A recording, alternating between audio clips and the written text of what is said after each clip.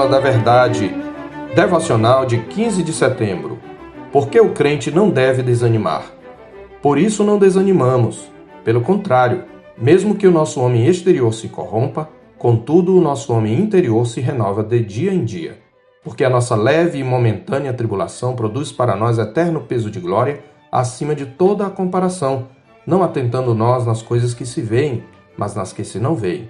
Porque as que se veem são temporais, e as que se não veem são eternas. Segundo aos Coríntios 4, de 16 a 18. Em sua segunda epístola aos Coríntios, Paulo se defende dos ataques de alguns falsos apóstolos que queriam minar o evangelho pregado por ele e, para tanto, tentavam minar também sua autoridade apostólica.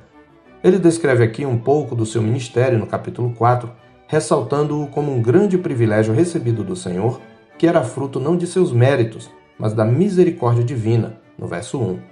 Ele testemunha ainda que procurava ser fiel ao Evangelho, mas reconhece que é apenas um vaso de barro a levar os tesouros das insondáveis riquezas de Cristo, para que a excelência do poder seja de Deus e não de nós, diz ele no verso 7. A partir de então, ele passa a descrever as tribulações que são próprias do seu trabalho no Evangelho, coisas que lhe traziam sofrimento, mas que de maneira nenhuma podiam destruir sua fé.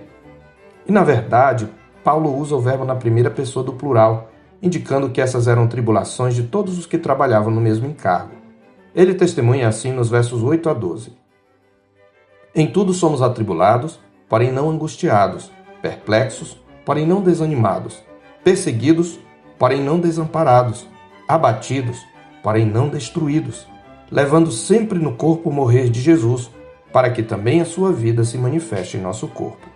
Porque nós que vivemos, somos sempre entregues à morte por causa de Jesus, para que também a vida de Jesus se manifeste em nossa carne mortal, de modo que em nós opera a morte, mas em vós a vida. Em outras palavras, os sofrimentos peculiares à obra missionária serviam para ressaltar, antes de tudo, que os instrumentos dessa obra, os ministros da palavra, eram vasos de barro. Consequentemente, a glória e a força de Cristo eram ressaltadas na fraqueza deles. Além disso, embora fossem fonte de dissabores, as tribulações não lhes enfraqueciam ou destruíam a fé, antes a fortaleciam. Devemos lembrar que o ministério de Paulo foi executado debaixo de muitas perseguições. Mas Paulo testifica que, à medida em que eles eram entregues à morte, a vida de Cristo se manifestava por meio de seu corpo mortal, ou seja, a fraqueza do ministro da palavra, revelada nos sofrimentos característicos do ministério, põe em realce a luz da glória de Deus na face de Cristo. É por saber que seus sofrimentos traziam glória para o Evangelho e que o Evangelho era posto em realce por causa de sua fraqueza, que Paulo não deixava o desânimo dominá-lo. É neste contexto que ele diz: por isso não desanimamos. Pelo contrário, mesmo que o nosso homem exterior se corrompa, contudo o nosso homem interior se renova de dia em dia. Numa paráfrase bem popular, o que ele está dizendo é: mesmo que a gente enfraqueça, adoeça, envelheça e se desgaste quanto ao corpo, a nova criatura já implantada em nós pelo Espírito mediante o Evangelho se renova dia a dia. Veja que verdade maravilhosa temos aqui. O crente, enquanto nova criatura, não envelhece. A fé salvadora não se desgasta com o tempo nem com as tribulações da vida. Aos nossos olhos parece ser o contrário, não é mesmo? Mas quantas experiências você já teve de tribulação em que sua fraqueza o fazia pensar que não iria resistir? Mas ao final o Senhor o fortaleceu e o livrou, e você se percebeu mais forte do que antes da tribulação sofrida. Você, crente, que já tem um tempo de caminhada com Deus, pare um pouco e reflita sobre todas as situações de conflitos, apreensões, pecados, enfermidades e dissabores que você passou. Por que, apesar de tudo, você ainda continua aí? Por que não amaldiçoou o seu Deus e morreu, como aconselhou a insensata mulher de Jó? É porque a graça suficiente de Deus em Cristo o sustentou. Até mesmo quando você desistiu de si mesmo e da vida. Se você ainda está na fé, ainda que vergastado pelas intempéries da vida, ainda que tenha o próprio corpo marcado pelas tragédias e perdas, pelas angústias e decepções, é porque em cada tribulação vivida, Deus o fez respirar o ar fresco da sua graça, dando-lhe fôlego para prosseguir. E acredite, Se você é um crente de verdade, o seu homem interior não está desgastado. Está mais novo do que nunca. Na verdade, na medida em que você contempla, como por espelho, a glória do seu Senhor, sua nova natureza rejuvenesce a cada dia. Paulo diz isso no capítulo 3, verso 18.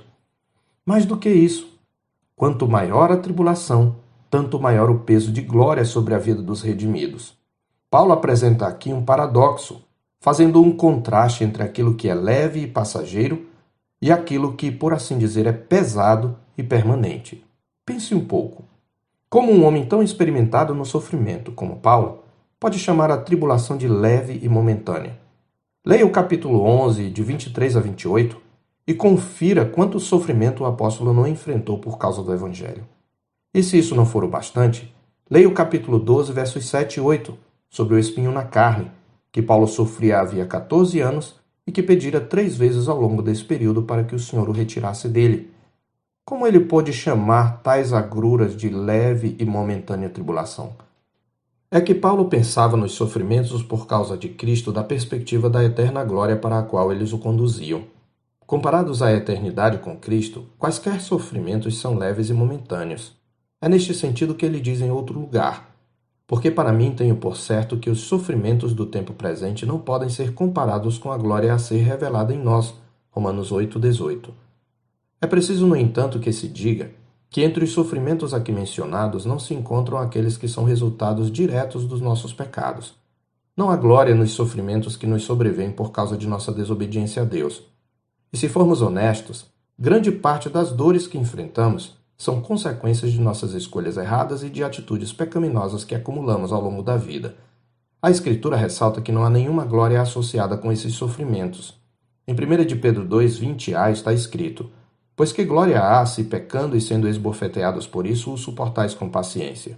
E ainda em 1 de Pedro 4:15 e 16 está escrito: não sofra, porém, nenhum de vós como assassino, ou ladrão, ou malfeitor, ou como quem se intromete em negócios de outrem. Mas, se sofrer como cristão, não se envergonhe disso. Antes, glorifique a Deus com esse nome.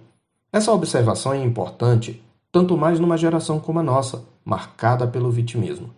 Não obstante, podemos dizer que mesmo os sofrimentos que vêm como consequências dos nossos pecados são chicotes de um Pai amoroso que nos disciplina para aproveitamento a fim de sermos participantes da sua santidade, como está escrito em Hebreus 12:10b. E até nesse sentido, embora não haja neles glória nenhuma, há glória na manifestação de amor do Pai Celestial, que por meio deles nos disciplina. Então, em primeiro lugar, se você ainda está prostrado, sofrendo por causa das suas escolhas erradas e desanimou de servir a Deus, cumpre-lhe fazer o que recomenda a Escritura. Lembra-te, pois, de onde caíste, arrepende-te e volta às primeiras obras. E se não, venho a ti e moverei do seu lugar o teu candeeiro, caso não te arrependas. Apocalipse 2:5. Se há arrependimento, mesmo nos casos em que sofre por consequência direta de seus pecados, como cristão você ainda pode dizer: ainda que nosso homem exterior se corrompa, nosso homem interior se renova de dia em dia. Em segundo lugar, se você tem sido um crente fiel no Senhor e tem trabalhado no Evangelho, mas ainda assim tem vivido atribulado, perplexo, perseguido, entristecido e abatido pelas coisas que tem sofrido por causa de sua fidelidade a Deus, sejam as lutas e frustrações do próprio ministério, seja a pressão de viver num ambiente hostil à sua fé, lembre-se: quanto maior a tribulação, maior a glória a ser desfrutada em Cristo. Mesmo que à sua própria vista você pareça vergastado pelas lutas da caminhada de fé, creia que sua natureza interior está rejuvenescendo e se tornando mais parecida com Cristo.